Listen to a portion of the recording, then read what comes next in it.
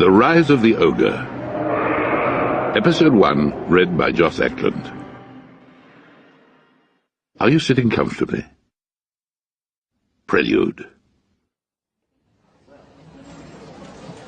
Murdoch Alphonse Nichols stood shaking at the side of the stage. As the line before him grew ever shorter, he knew that the inevitable moment of reckoning was rapidly approaching. He would have done anything to escape this humiliation. However, the only thing he feared more was the wrath of his sadistic father, stood yards behind him, ensuring that the child completed the agreed performance.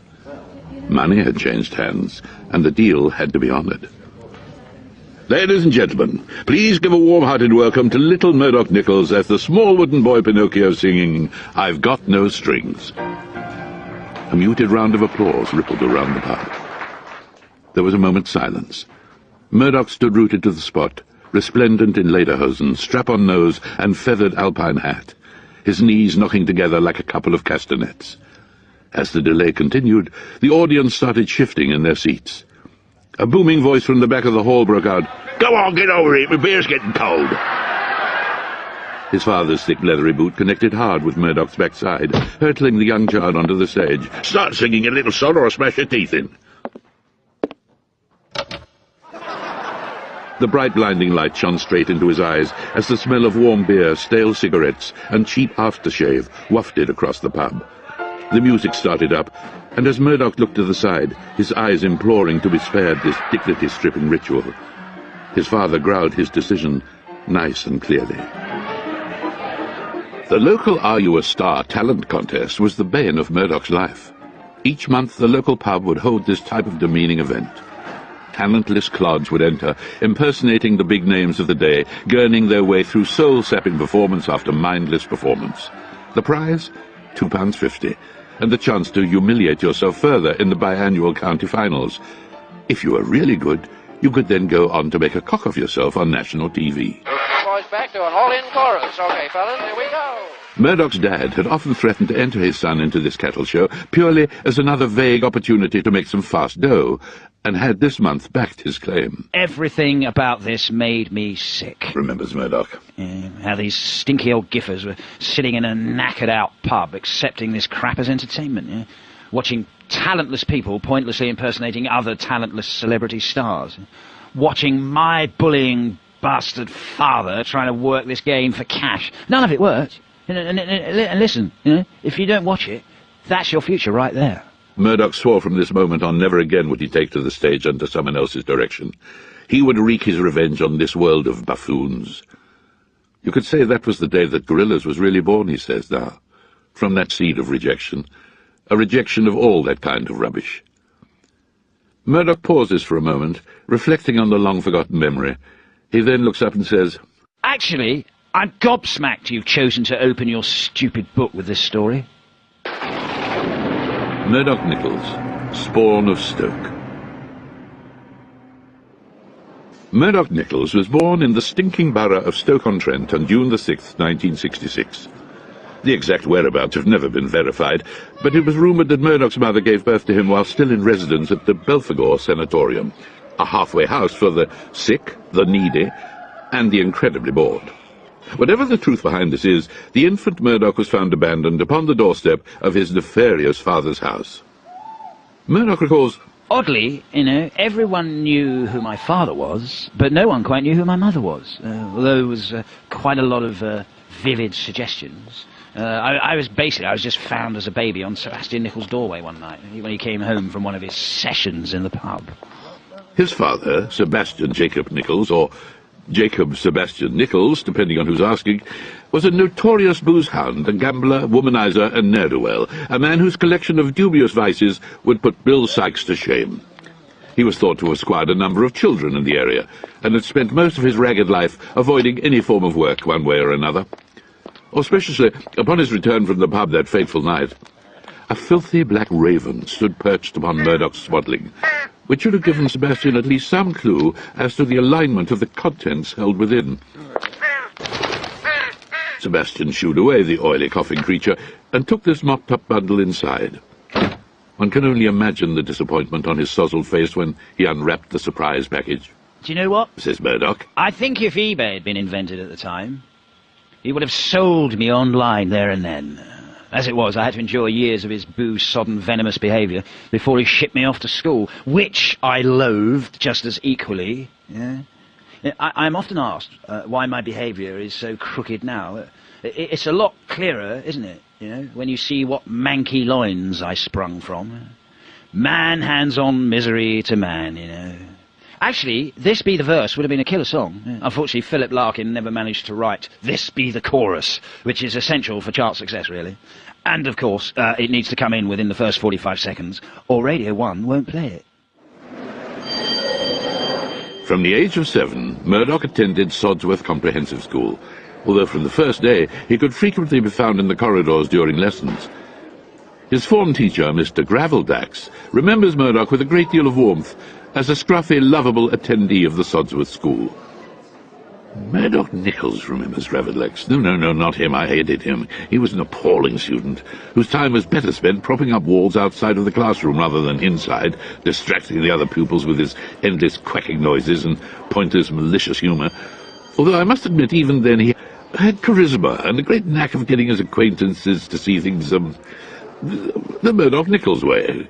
He certainly stood out, but ultimately he was a stupid imbecile who often turned up smelling of whiskey. Well, reckons Murdoch. It's better than turning up stinking of poppers. By the age of 13, Murdoch had a notable reputation around Sodsworth, namely for truancy, puerile pranks, ugliness, poor personal hygiene, and generally unruly behaviour.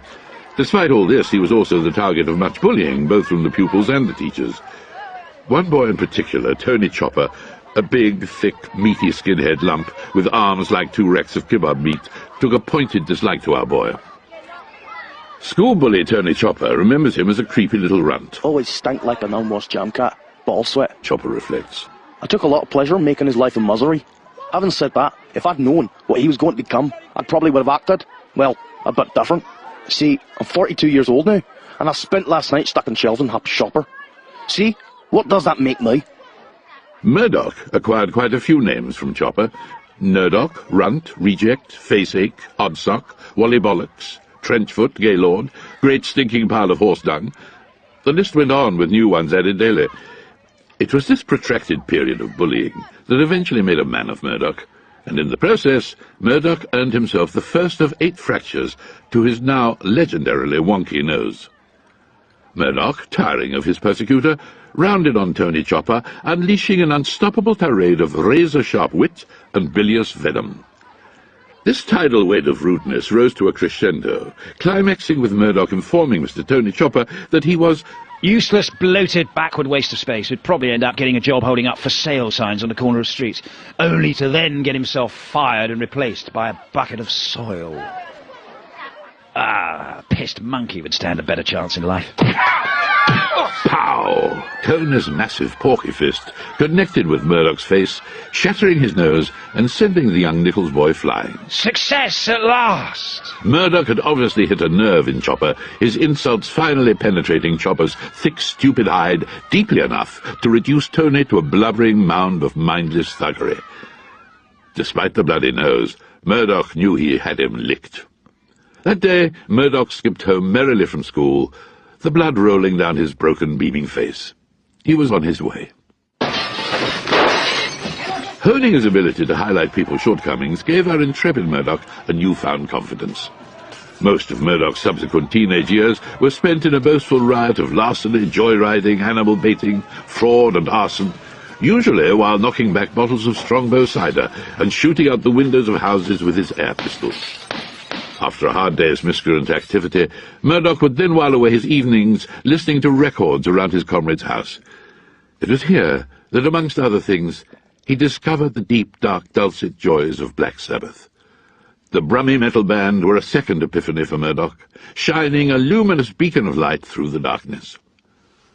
Murdoch began to imagine a golden future outside the festering, disease-ridden bubonic hamlet that was Stoke-on-Trent. Black Sabbath's greatest hits collection, We Sold Our Soul for Rock and Roll, was key. Oh, yeah, he recalls. That turned my head right inside out. Actually, they were another catalyst for my venture into the old Satanism game. Them, Aleister Crowley, Anton LaVey, and a very ingenious do-it-yourself Acme Satanist kit I bought at a jumble sale. But the very first thing, see, there was this bloke hanging around the Arndale Centre handing out leaflets, and I guess it was the whole riches on earth sort of sexual gluttony coupled with the opportunity for, alcoholic excess that first caught my eye. Aged 16, that's a very exciting proposition for a man on the move. So, as a look, I tried it out, and you know what? It fitted me like a glove. Heavy metal music and devil worshipping became my favourite pastimes. My brother Hannibal's tastes were more dub and punk-based, but I soaked it all up. Actually, it was my love of the Clash that eventually opened up the world of dub reggae to me. But my first true love was always heavy metal. Lovely, thick, gooey black metal. I don't think my brother liked it at all, though.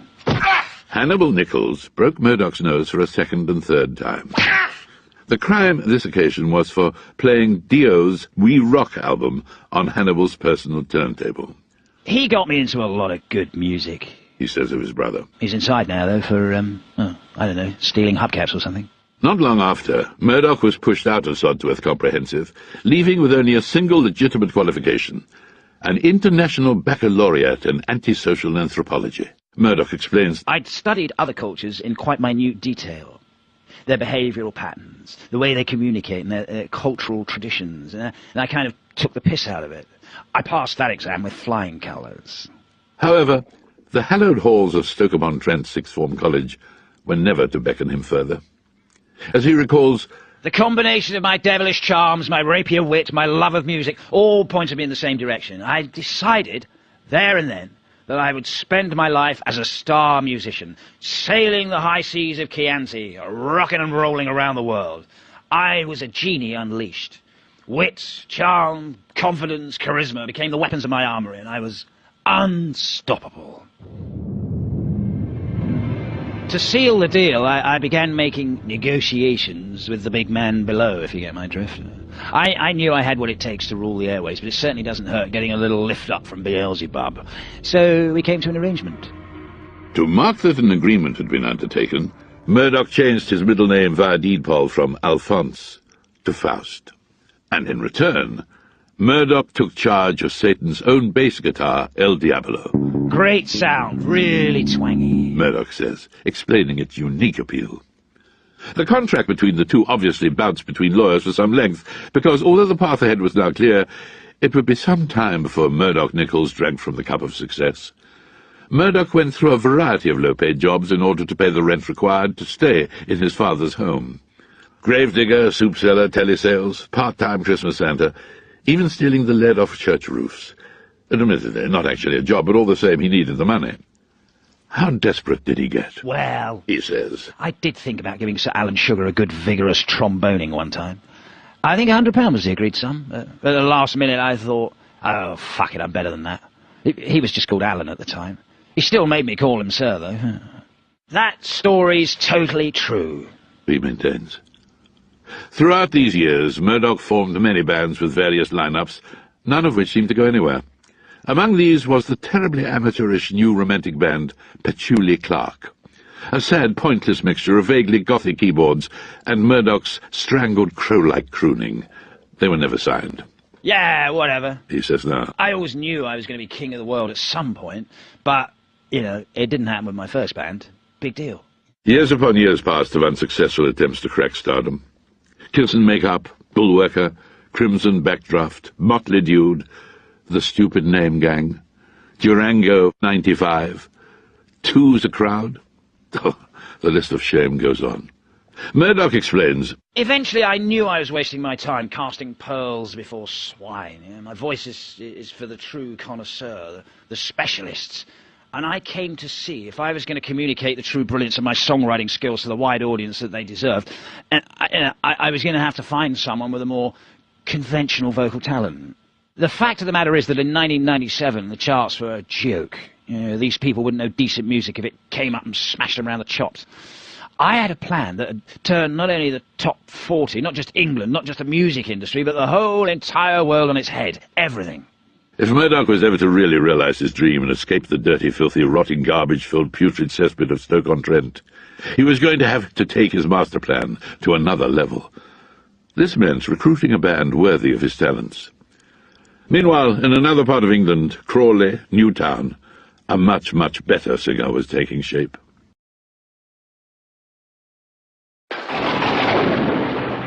The Rise of the Ogre, Episode 2, read by Joss Ackland. 12D3. In the suburbs, they're spooked. Yeah, I was more into films than music back then. 2D remembers? Like, Meantime, Scum, Made in Britain. You know what I mean? Plus I was a big fan of zombie flicks too. Like, I loved Dawn of the Dead and Evil Dead and Zombie Flesh Eaters. I was well into Lucio Fulci, the godfather of gore. I really loved his film Zombie, and The Gates of Hell too, you know. It was really, really scary. And George Romero's stuff was brilliant. I like Cronenberg's Rabid and The Brood. Abel Ferrara's Driller Killer was another really cool film. The Exorcist and Texas Chainsaw Massacre are both great. Well scary. Oh, and Cannibal Massacre too. But Dawn of the Dead is still probably my favourite. I don't know what it is, but it's just something about zombies. They just really creep me out. You know the way they move really slowly, but they always seem to get you in the end? Really freaks me out. But that's why I watch them, I guess. Yeah. Stu Pott, or Stuart Pott to give him his full name, was born on the 23rd of May 1978, the son of David and Rachel Pott. The Potts lived in a normal, comfortable family home in Crawley, Newtown, or Crawlea, meaning crow-infested clearing, as the original Saxon settlers named it. Stuart was a polite, well-mannered boy with little to say for himself. Less charitable people could possibly describe the young Stu Pott as maybe a bit thick. His upbringing, like Stuart himself, was mainly unremarkable and uneventful, other than the fact that both he and Murdoch were horses in the Chinese horoscope. They couldn't have come from more separated stock. I know there's a rumour going round that my real name is Stuart Tusspot or something, but that's not true. It's Pott. Stuart Pott. Heh. Actually, comments his father, my name was originally Tusspot, but having endured a lifetime of ridicule, I thought around the time of Stuart's birth that I would shorten it to Pott. But deep down, both myself and Stu are still Tusspots. Also, despite what Stu Pott says, music alongside films had always played a large part in his life. David and Rachel Pott both recall Stuart as an excitable 10-year-old, jumping around his bedroom to noisy backdrop of The Jam, The Specials, The Clash, Wire and Buzzcocks. Earlier compilation tapes reveal he was also a fan of Jason Donovan, Five Star, Shack Attack, and Stu's favourite artists, The Human League. He was also quite a keen melodica player, crafting simple but memorable melodies on his Hohner instrument in the style of his idol Augustus Pablo. When Stuart was 11 years old, he fell out of a tree, landing on his head, causing a complete and total loss of bodily hair.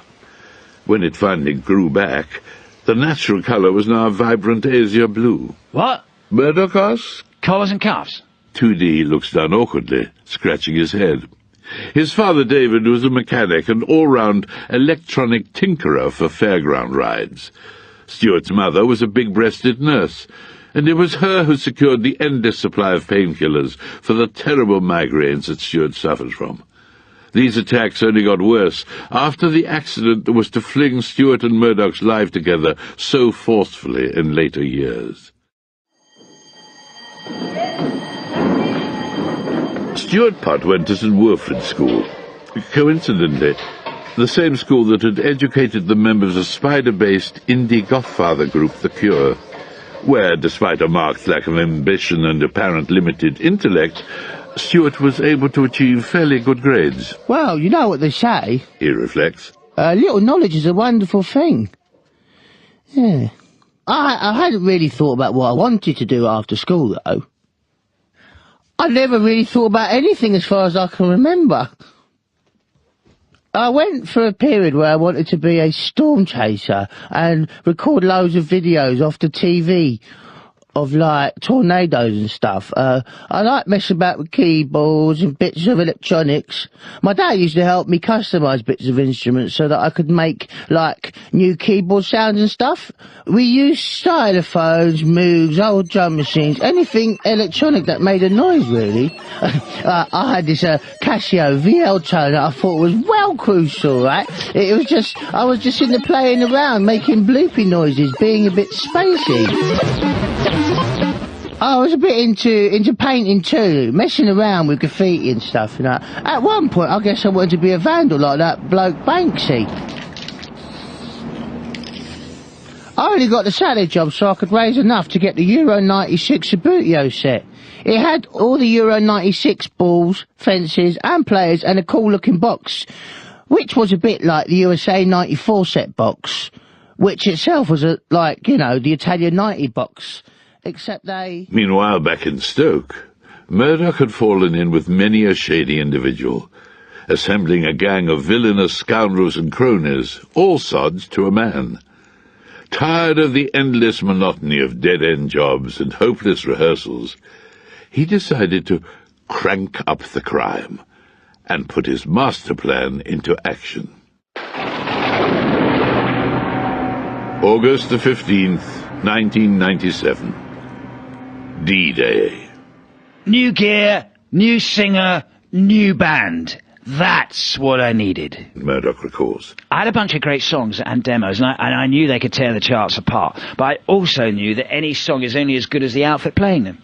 So I set about assembling a killer band. They had to be the best or no dice. So I decided to put it together the easy way. Ram raid the shop, hijack the gear, smash our way into the charts. Grab the chicks and slay the dragon. Get it? So it was while Stu was working as a Saturday boy at Uncle Norm's organ emporium, his and Murdoch's world collided. Top speed, in a very real way. Murdoch continued. Me and my gang of snaggletooth hardnuts decided that was enough. What we'd do is nick a car, burn it around town, build up a bit of speed, and then launch it right through the music shop window, ram raid styley. Yeah? We could smash some stuff up, get all the latest equipment free, and have a laugh doing it. Yeah. The fact that the car landed on 2D's face, well, you know, the way I see it, that was just a bonus. I remember the day quite clearly, actually. I was standing behind the counter, like, staring into space. I'd probably been in the position for, like, 3 hours or so, just standing there. Like, Thought Murdoch, some kind of moron. Murdoch comes smashing through the wall of the building in his Vauxhall Astra, which lands bumper first on the side of my head. Happy days. That's when your eye came out, wasn't it? Yeah, the first one, it didn't come out. It was pushed inward, fractured. God, that did hurt. by driving a stolen Vauxhall Astra through the building and directly into Stewpot, Murdoch had permanently damaged Stewpot's left eye, also putting him into a deep catatonic state. Murdoch. You were just a vegetable instantly. If I hadn't been laughing so much, I probably would have heard the cops pulling up outside. Murdoch was arrested and sentenced to 30,000 hours of community service, plus 10 hours every week of caring for the vegetabilized Stewpot. God bless the British justice system, eh? Unbelievable. They put me in charge of you. It was a bit of a drag, but we used to have a lot of fun during those sessions. You wouldn't remember that, though. You were just a comatose plank, really. Actually, now I think about it, it was like looking after a bag of cement. Murdoch's care in the community service usually involved as much mistreatment of the deaf, dumb and blind Stuart Pott as Murdoch could squeeze into his appointed time slot. Kicking, slapping, punching, dragging, dunking, catapulting, nothing seemed to affect the catatonic kid. Until one incident went a little bit too far. We were in a car park in Nottingham, and I was pulling a whole load of very snazzy 360-degree donuts. I had a proper burn on. I was getting some good smoke off the tyres. The girls that were standing around, they were really impressed, so I just thought I'd take it up a notch. Took my foot off the brake and went for a grand finale. I was probably hitting about 90 when 2D got catapulted through the windscreen. He flew about 500 yards, landing face first on a curb. Whoops. Really? Queries 2D. Yeah, that's when your second eye went, yeah. But you flew through the windscreen at about 70 miles an hour, landing on your head once more, and you skidded on your face for about half a mile, but you know what? When you came round, my God! The impact of the accident had revived Stewpot from his state of paralysis, and in doing so gave us one of the greatest frontmen the world has ever seen. He stood up, really slowly. Murdoch remembers. His back was still towards me, and really slowly turned around like one of the zombies in those films he watches. And there were no eyes, just two black holes, a vacant stare. Oh, it looked great. A blue-haired, black-eyed god. The girls would go wild. I knew I had it, but you were still a bit mental. But I had my front man. Despite the mess, and the fact that half your face was hanging off, I could see that the girls would go crazy for his pretty boy looks. So, I made him the Gorillaz singer, yeah. How could you not? There he stood before Murdoch, love's young deity, whippet-thin, spiky, deathly white pallor, black hole eyes, awkward and angular, like a speed-ridden corpse with grade 8 keyboard skills. Perfect. Murdoch recruited the newly revived, albeit still mentally defective, Stewpot as the keyboardist and vocalist for his group, renaming him 2D in honor of the two dents that he now sported in his head, scars left by the twin Murdoch-induced car accidents. Now he needed a drummer, the backbone of any great outfit. Next stop, Soho. Extracted from The Rise of the Ogre by Gorillaz, published by Penguin Books.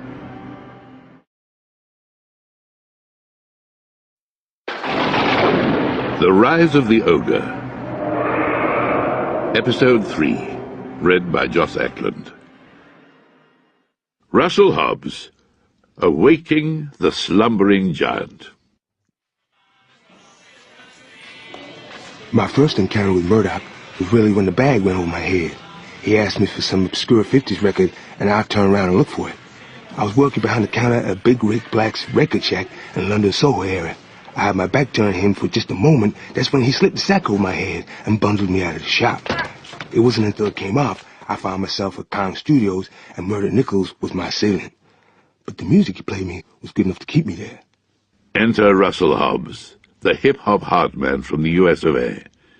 If 2D was the looks, Murdoch the brains, then Russell truly was the heart. While Murdoch and 2D were into music, this dude Russell was a musician whose knowledge of sound spanned the globe. Trouble, however, had always followed Russell Hobbs around. I heard about this hip-hop maestro Hobbs, says Murdoch. A one-man rhythm king who'd been possessed by the ghosts of his dead friends. I mean, come on, how much press is that going to get you? Eh? I mean, it's got everything, isn't it? Hip-hop, the undead, rapping spirits, deportation, and a devastating drummer all rolled into one big royalty check. No, baby, the second I heard about Russell Hobbs, I knew he was going to be in my band, whether he liked it or not. Russell, born in Brooklyn, New York City, June the 3rd, 1975, had been sent to England for his own safety, after all of Russell's friends were suddenly gunned down one night in a drive-by shooting. He recounts the tale in his deep, slow, East Coast drawl. It's all so vivid.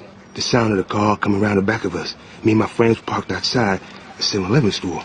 It was raining real hard. We was minding our own business, the Humvee. Big black Humvee kind of crawled around the back of the vehicle. And we just knew this was trouble. Go on, what happened next? Starts 2D. Murdoch looks at 2D and rolls his eyes. 2D's heard this story 50, 60 times, and Murdoch knows it. He throws a hefty phone book at 2D, hitting him squarely on the back of the head. Oi! Rain Man, why don't you go and memorize this? Getting Russell to go through this again was like sitting in on some tedious old fart's therapy session. Gangbangers. Russell continued. The truck was full of them, all wearing red hooded tops, apart from one. His hoodie was black, the face completely in shadow. Then we noticed the barrel tips, just poking through the window. They opened fire and the night sky was ablaze. The gunfire from the Uzi just lit up the place. My friend Dell died instantly. The others, well, all died apart from me. For some reason, the bullets never hit me. That's really strange. Now, you may have noticed that actually a lot of what happens to us isn't exactly normal, moron. Slaps Murdoch. Russell's still with the story. But from where I lay on the floor of the truck, I could see his face. The one with the black hood. It was Death himself, incarnate. The Grim Reaper. Yo, that means gonna stay with me forever, dog. Immediately, that's when all these spirits that goes to my dead, departed friends all entered my body. Like they was being sucked up, like sheets being sucked up into a vacuum cleaner. Bam, bam, whoosh, bam, straight into me. The process of possession turned Russell's eyes a permanent frosted milky white. It also gave Russell his exceptional music skills, the friends in question being the ones he'd made after his first brush with the demonic underworld, all musical supremos to a man. Dell, he was my true soulmate, my friend, my brother. When he was killed, his spirit took residence inside me. He became the ghost rapper who appeared on the Clint Eastwood record. But I've always been the receptacle for wayward spirits, demon apparitions. Well, Russell, Chirps Murdoch. that's probably because of the size of vacant real estate you offer. I think it's more that I guess I kind of vibrate at that frequency. You what? I originally used to go to private school in New York, the Xavier School for Young Achievers. But I was removed from there by the faculty governors after an incident in which some of the other graduates were horribly mauled. Unknown to me at the time, I was already possessed by a demon, and a big one, too. One night in the campus dormitory, apparently I swelled up to twice my size and went on a rampage, picked up some of the kids and threw them around like dolls. I wouldn't have believed it was me if I hadn't seen the Russell Hobbs was here sign, scrawled in blood, in the school hall. It was definitely my signature. Murdoch is shaking his head. Oh, you're such a crackpot, Hobbs, you know that. Take it easy, Muds, or I'm gonna pound you Brooklyn style. Anyhow, I was expelled from school, but the possession and anxiety sent me into a coma. I was unconscious for about 4 years until Father Mary exorcised the demon from my soul. That's when I came round. The demon finally vanquished, Russell came to after 4 years in the comatose state. Unfortunately, his old school refused to take him back. That's when I went to Brooklyn High School and met my new crowd. They were street musicians, rappers, DJs, and MCs. I learned so much so fast. Hip-hop saved my life, my soul. But this honeymoon period was not to last. The drive-by massacre not only killed his crew, but also sealed his fate. His parents shipped him off to England, to his uncle's home in Belsize Park, and to what they imagined would be a relative safety. I was sent here to convalesce, to recover and unwind. But you didn't count on me tracking you down, though, did you, mate? Oh, hey, Russ, didn't think that would happen, did you? Among Russell's personal belongings that were shipped over was one that was to become a mainstay of the Gorillaz' sonic arsenal, the legendary hip-hop machine. That box contains every beat known to man. The thing's irreplaceable. It's the TARDIS of the hip-hop world. Its rhythms span both time and history, right across the universe. Never mess with that machine. It'll eat you whole. As the big man says, the machine is a towering hybrid of every drum machine, beatbox, rhythm track, breakbeat, and sample ever created. The fact that it also contains the souls of many drummers that roll endlessly around its circuits, well, you can see why the box is so highly coveted. Now, you can't buy that kind of equipment out of the back of Exchange and Mart, can you? With the inclusion of Russell in the band, Gorillaz' stock became boosted no end. He brought with him a love of hip-hop, funk, dub, world music, krautrock, and more. From big band, bluegrass, and booty bass, to jazz, ska, white noise, and reggae, his knowledge was infinite. More than this, his education and schooling in New York brought an understanding of the arts and literature, a tuition that spanned Busted to Basquiat to Bukowski.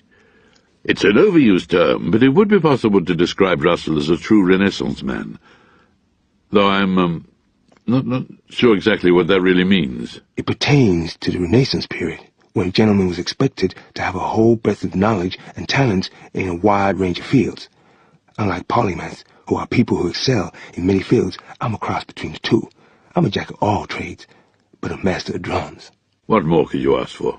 A decent guitarist? And the only weak link did appear to be Paula, the guitar player. Paula was the girl who played guitar for us early on. 2D had been seeing her. But she, well, it didn't really work out in the band, you know. After Russell joined the band, Paula, 2D's girlfriend at the time, was drafted in to play guitar. But one night, Russell found both Murdoch and Paula up to no good together in the toilet at Kong. Cubicle number 3, I seem to recall, says Murdoch.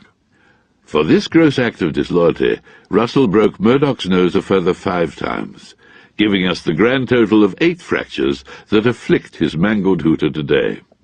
Paula Cracker, Gorillaz' first guitarist, tells her side of the story. Well, I've been seeing Stewpot for about 2 months. I played a bit of guitar and used to buy strings from the shop he worked in. He was very sweet. A bit thick, though. He said that he was going to be a singer in this band, yeah? They didn't have a name yet. And I thought, yeah, I heard it all before. Still, I went down to Kong Studio to check him out, and I ended up playing with them. But when I saw Murdoch, with his thick, greasy hair, green teeth and yellow skin, I thought, oh, he's the one for me. Paula becomes increasingly more animated. Maybe she's on some sort of medication. Oh, he's such a dandy, like Errol Flynn or something. But after that thing in the toilets, they kicked me out, bastards. But I never heard from Murdoch again, and my purse was gone. Since then, they've become this big, massive band, so I guess I was pleased for them. But it also kind of makes me feel really, sick. In the head, like I want to hurt people. They tried to write me out the story of Gorillaz, but I was the guitarist way before that noodle. I've got half a mind to hunt them down and start screwing with their heads. I think she is on medication. 2D seems hurt. I can't believe you did that, Murdoch. I did you a favour, mate. She was a rubbish-looking bird. Seriously, she looked like Grayson Perry or something. The best shot of her. You are. It's just the principle. Look, she was depressingly ugly. Easily enough to put you off your dinner. I mean, you should thank me. Anyhow, on with the show. So where were we? Oh yes, 1 step forwards, another one back. The still embryonic Gorillaz needed to find that missing link. Time to think fast. In time-honored tradition, Murdoch placed an ad in the back pages of the weekly musical institution that is the NME. I read the wordings for the advert down the phone. Recalls Murdoch. Global phenomenon, seek guitarist for world domination, blah, blah, blah, GSOH required. No hippies, etc., etc. No sooner had I put the phone down, there was a knock at the door. I opened the door, and no one there. In the deserted hallway stood only a 10-foot-high freight container marked FedEx. Murdoch pushed the crate into the middle of the room, when out from the box sprung Noodle. All 3'2" of her. I've got to admit, I wasn't really expecting that. Says 2D. We heard a knock at the studio door, and there's this big box there, and out jumped a small Japanese person, carrying a Les Paul. I couldn't make out a word she was saying. It's just gibberish. But then she unleashed a massive guitar riff, what sounded like 200 demons screaming in Arabic. It was brilliant. She ended it with a 20-foot-high karate jump. She bowed and just said one word. Noodle. That was it. The position was taken, and my group was complete. You could feel electricity running right through the 4 of us. Actually, I took great joy in telling all the other knobheads who turned out for the job to sling their hooks. The band changed their name to Gorillaz. A legend is born. We weren't really Gorillaz until Noodle arrived. Corrects 2D before Murdoch puts us straight. Well, we went through quite a lot of names. I thought, seeing as musically I wanted to swing through the jungle bearing my arse, I just thought Gorillaz was the perfect name. Noodle was the spirit and the joy. Even her amnesia and total lack of knowledge of her past could not cause a ripple to the joyful approach she took to life. Her presence perfectly balanced the exceptional individual components of this extraordinary group. Russell argues, Despite the language problem, you picked up pretty fast that Noodle was into music in a real way. She fitted right in. Her guitar skills were phenomenal, and she gave off pure love. The fact that she had the ability to laugh at Murdoch really helped too. Gorillaz are alive. And so to work. The band embarked on a relentless series of rehearsals, working deep in the belly of Kong. They cemented their sound almost immediately, recording themselves as they went. The very first track to materialize was an exhilarating gem named Ghost Train, a runaway juggernaut of a track and proof positive of the undeniable magic that this foursome possessed. Based around a sample from the Human League Sound of the Crowd, and featuring some incomprehensible rap from 2D, the track was an absolute barnstormer, and enough to get the major labels salivating uncontrollably. I ran down to Snappy Snaps, bought a disposable camera, I fired off a couple of pics of the band, put them, the Ghost Train track, and a quick manifesto together, and posted the package off to Smithy over at EMI. I included a little note, just to let him know that we were coming. And in the note it said, "Don't be a mug all your life. If you bungle this, you're going to feel like a dick. I booked a gig, do yourself a favour, and get yourself down there. I'm throwing you a rope here, sonny. Don't louse it up. Sign us up, and you can sit on your ass for the rest of your life." Yeah, well, you know what I mean. You've got to set your stall up early, haven't you? Establish the relationship early on. I was right. So there you go. Gorillaz were to become the assassins of useless celebrity. A line was finally being drawn, and these people had to decide which side of it they wanted to be on. Embrace the future or drown in the past. Your choice. It did seem to do the trick. The phone started ringing immediately. Things were really picking up. Every day was just another brilliant day. I'd met this girl from S Club 7, Rachel Stevens, and we started going out together. She was really nice. What does the S stand for? 2D throws a look over to Murdoch. Murdoch winks. 2D looks down. More trouble, no doubt. I don't know, but anyway, I invited her down to the gig we were doing at the Camden Brown House. It was our first gig, so we were going to pull out all the stops. The Camden Brown House was a notorious venue that every no-hoper and junior never-will-be always played. But Gorillaz were different. Even on their first gig, the energy and confidence was spectacular. Heavy-duty welding glasses were handed out at the door for the audience's own safety. To stare directly at the blazing sensation of Gorillaz in full flow was to take one's eyesight in your own hands. They were that brilliant, see?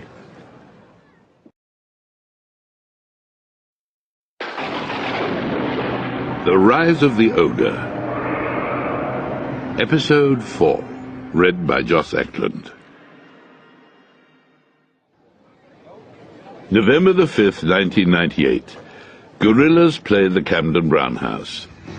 This is their first concert as the Gorillaz lineup we now know and love. The gig is a barnstormer. Murdoch had loaded the evening up front, already putting in the call to A&R man Whiffy Smithy at EMI.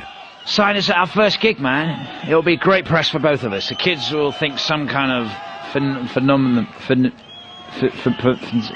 some kind of movement's happening. Oh yeah, do something wicked that'll get us noticed. Whiffy Smithy was an old hand at the music game, and despite signing the odd clunker, this was a man who could take a Pepsi challenge and come out sipping Cristal. When it came to bands, he knew his onions. As soon as they played punk, I knew I'd seen the future of music. It hit me on the face like a wet kipper against a shed door. Other labels had come down to check these Gorillaz out, but I booked my double-barreled friend, the Negotiator, down with me. No contest. There was a riot match. Whiffy, with inimitable style, let off a few rounds from his pump-action sawn-off, forced his way through the crowds, and grabbed those all-important signatures. Gorillaz were signed. One gig, one song. November the 6th, 1998. The Gorillaz record label signing party. For the signing party, the record label pulled out all the stops, with no expense being spared.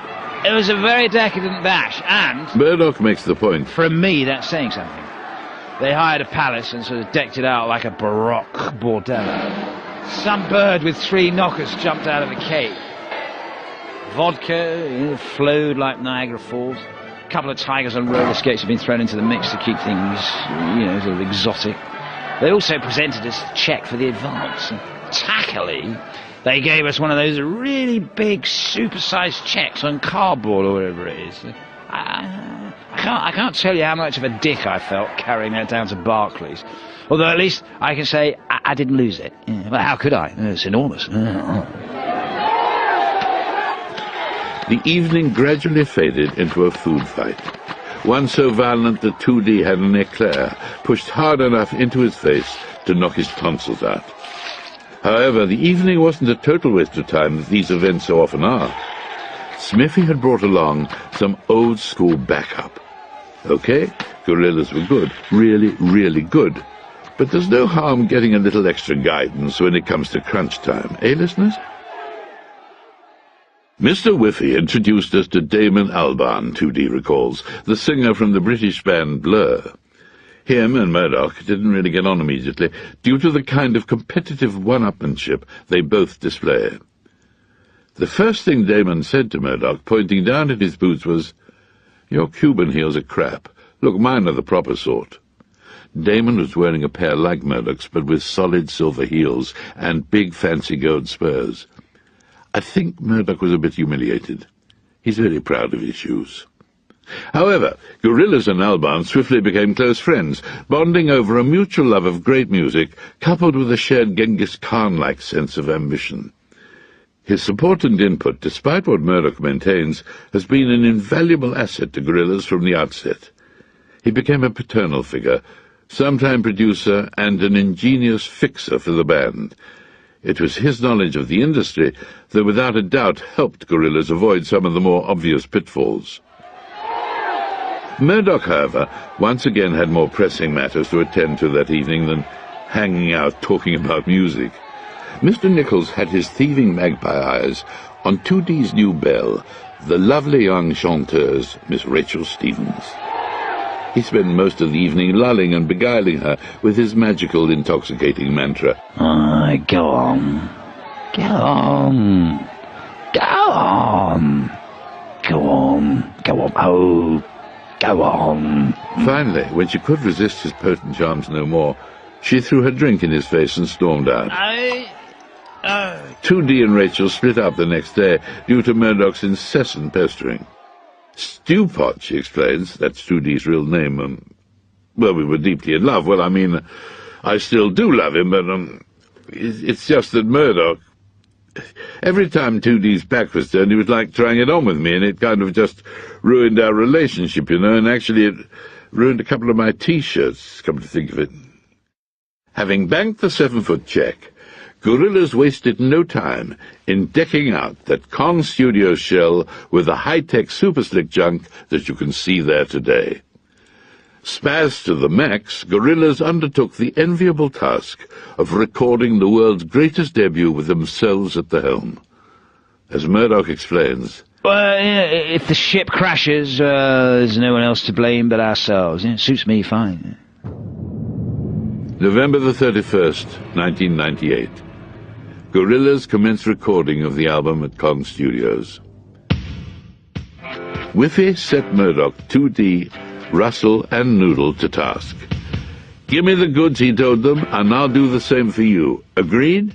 All right, Smithy. Says Murdoch. You know, no need to sound all dramatic. That's what we agreed by signing the contract, surely. So keep your stupid ginger wig on, mate. I'm about to blow your mind. Gorillaz knocked out 40 tracks, then cut them down to 15 mini-masterpieces. The buzz around Gorillaz was spreading through the music world like wildfire. The new kids on the block were hot, and everyone knew it. Despite every attempt to keep things under wraps until it was finished, the first in a long line of superstar collaborators popped round to borrow some sugar from the residents of Con Studios, and ended up appearing on the album. The first up to the batter's mound. Miho Hattori confirms Russell, the Japanese singer from Chiba Mato. She harmonized with Noodle on the vocals for Rehash. The track became the opener for our debut album. Now might be a good point to go into the history of Con Studios, the fantastic Willy Wonka-type cathedral of crap that Gorillaz live in. How the hell did Murdoch ever acquire such a grand decaying palace of sin before Gorillaz even sold a single record, huh? Well, we hear here now from the man himself, here. Bin the thesaurus for a second, I'll tell you what happened.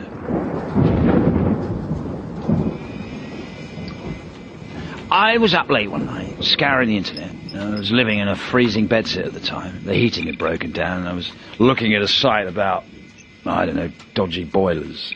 Anyway, I came across this website called Gigantic Disused Haunted Studios in the Middle of Nowhere.com.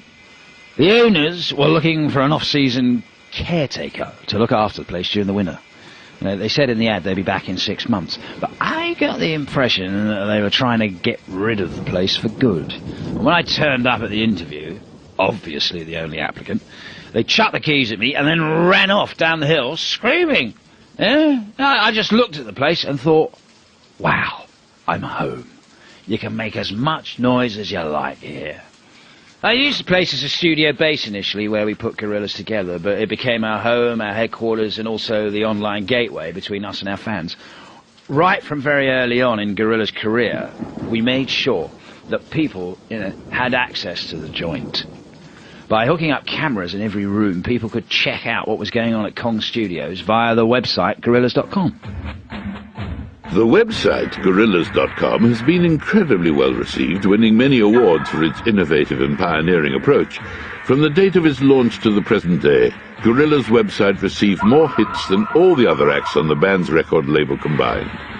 We filled the place up with games, toys, videos, and many interactive elements, adds Noodle.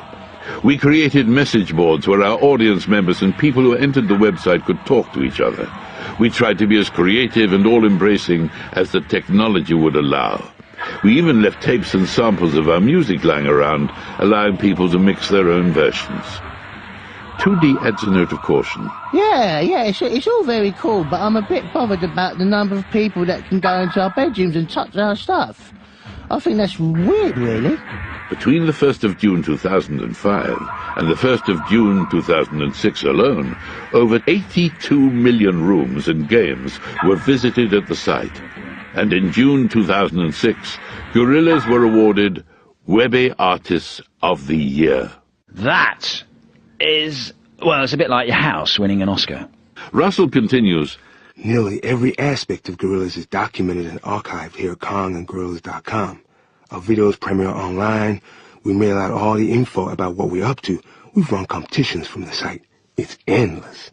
This odd, spooky building continues to grow daily as new sections are constantly added, but its dark past and rent-free ownership remained a mystery, until one night Noodle discovered the truth behind this haunted hilltop hellhole. Deep in the bowels of Kong, Noodle came across an archive library room where she learned the terrible legend of Kong Studios, a building with a checkered history that stretches far back.